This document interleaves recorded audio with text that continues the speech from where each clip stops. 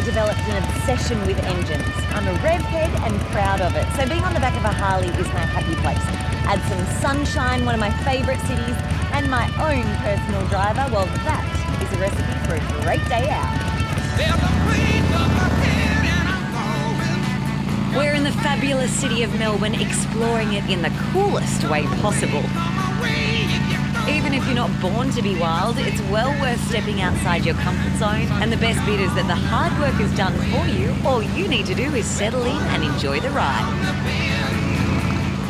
What I find is that what most people think they know about motorcycles and reality are two entirely different. They're opposites. Yeah, but the one thing that always matches is how much they'll enjoy it. Yeah. For most people, this is a lick of the ice cream. Yeah. Once they've tasted it, they understand. The tours range from a 1 hour whiz around the inner city to a full day cruise down the Great Ocean Road. Ours is a 2 hour experience taking in the city and surrounds. So this is Williamstown we're coming into now. Okay. Now, if I had a choice of living anywhere in Melbourne, I'd live in Williamstown. Why is that? It's got a really good, a good feel about it. Williamstown is probably second oldest suburb in Melbourne. And we look kind of cool too in our leather. This is the coolest I've looked in Melbourne. Established as Melbourne's first port back in the 1830s, the Bayside suburb is just outside of the city but generally out of reach of tourists. In all my years of coming to Melbourne, I've never ever made it out here to the beach. Looking for adventure. Now you can smell the salt there. Now I can smell it, yep.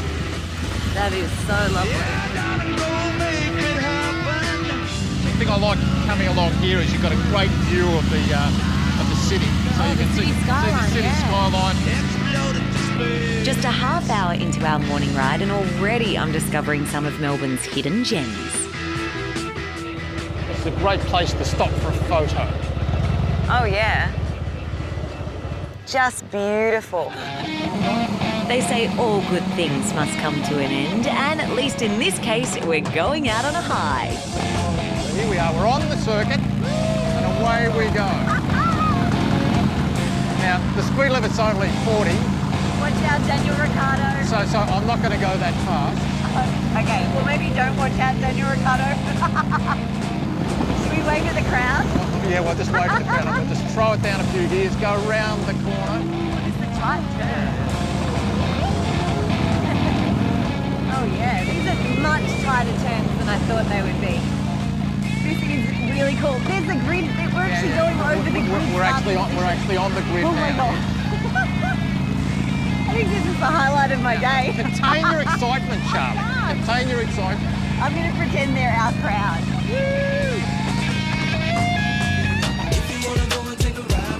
For 4 days a year, these open roads and parklands give way to some of the best drivers in the business. But for race enthusiasts, this is hallowed ground any time of the year. After experiencing Melbourne in ways that I never have before, seeing things that I've never seen, to end it here at Albert Park on the F1 track. For a rev head like me, on the back of a Harley, it's a dream come true. In summer, this is not the place to huddle indoors. There is an action adventure for everyone to get the very most out of these mountains. Now, if you're still looking to burn off some energy, why don't you sign up for a crash course in mountain biking? But do not worry, there will be no crashing here. I've got an e-bike, nice and easy. The E is not quite for easy, but it may as well be. The bike is actually electric, so it does give you a little bit of a boost uphill. Woo. Before I tackle Australia's highest peaks, Craig is going to give me a much-needed skills session. Yep, so fingers over your brakes all the time. Yeah, we'll workshop the gears, but it's not as hard as a normal mountain bike. And what were you saying, like keep my feet level? Yeah, so when you get to the downhill section and coming over the humps and the rougher ground that's going to apply out on the tracks, standing up with level pedals. So your legs and arms can also soak up those bumps. So you're going to pilot the bike, not be a passenger. I love that line. I am the pilot, not the passenger. That's what you want to be. So standing up, level pedals. Oh my God, I'm going over the rocks. Same thing, standing up, level pedals, let it roll. Don't panic. This is not a motorbike. Your pedal power will engage a small motor, which will give you just a little bit of extra oomph, which you'll need because controlled speed actually makes the mountain biking safer. Line up the bridge. Momentum is my friend. Once you've mastered your basic skills, you can let loose into the wild.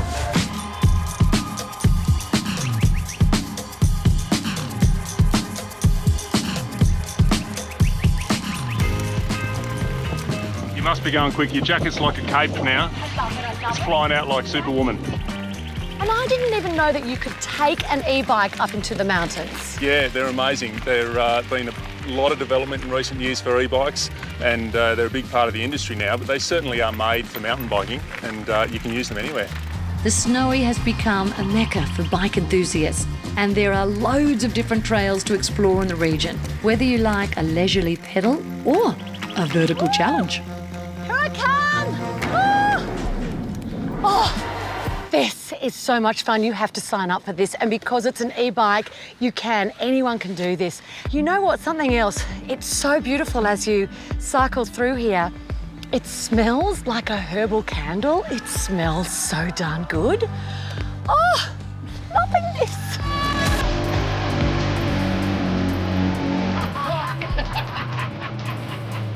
These magnificent dunes are home to Strawn ATV Adventures, just a few minutes' drive north of the village of Strawn on Tassie's west coast. Whether you're a self-confessed revhead like me or not, this is a very cool way to go sightseeing, especially in a setting as unique as this one.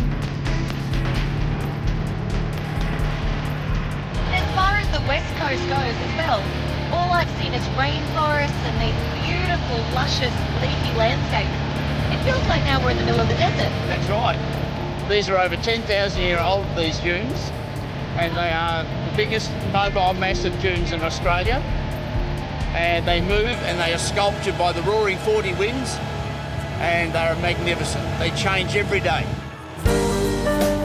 Reaching heights of up to 30 metres, the dunes provide the perfect playground for the ATVs.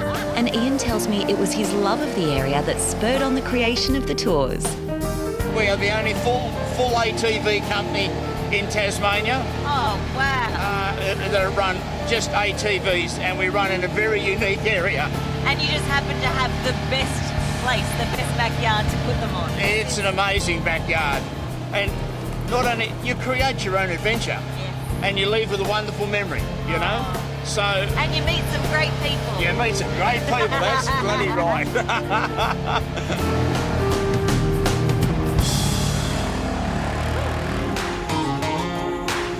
Australia is renowned for its great drive destinations, from the Great Ocean Road to the Great Alpine Way. But if you're a lover of sand and surf, you can't go past Queensland's Great Beach Drive. It's one of the longest stretches of four-wheel driving coastline in the world, and today it's ours to explore.